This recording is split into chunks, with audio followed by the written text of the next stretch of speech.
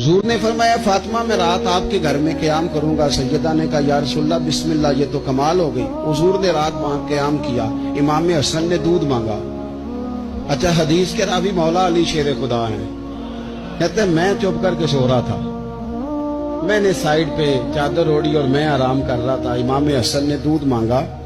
سیدہ فاطمہ اٹھنے لگی تو فرمایا نہیں فاطمہ آج میرے ساتھ سوئے ہیں، دودھ بھی میں ہی پلاؤں گا۔